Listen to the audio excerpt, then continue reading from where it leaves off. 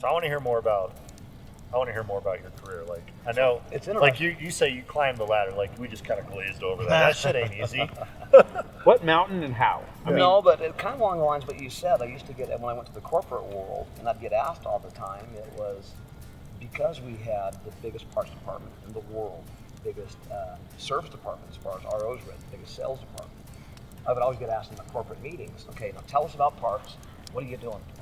And I'm the general manager. I don't know. I just hired the best parts guy in the world. Yeah. No. Okay, smart ass. Just kind of tell us about what you have. I don't know what you didn't understand about what I said, boss. I hired the best parts guy in the world. I'm not a parts guy. I had the best service guy in the world. I had the best sales guy in the world. I went and found the best used car guy. You're a talent acquisition guy. I mean, I wasn't. And it was like people always wanting my job was a phenomenal thing. 7 guys that wanted my job ended up being general managers within the corporation.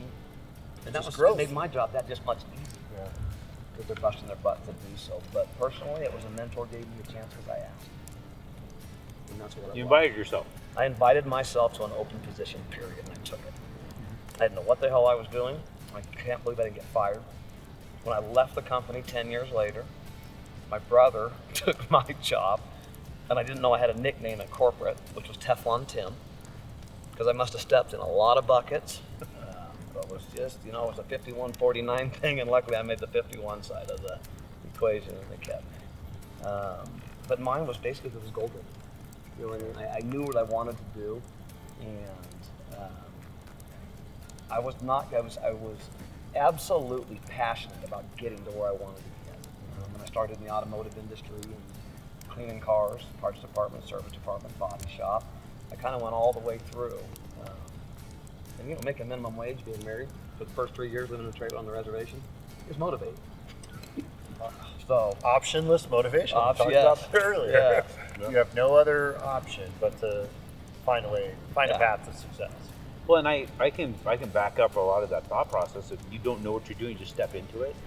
My entire career has been, I have no idea what's around the next corner, but I'm just going to go balls out into it. And I remember that day, like you're talking about Teflon Timmy, sitting down with the divisional executive VP, pulling me and talking to me about taking the next step in a role and saying, you've got a lot of people in this company that love you. And she goes, if you don't know that, you should have been fired 100 times.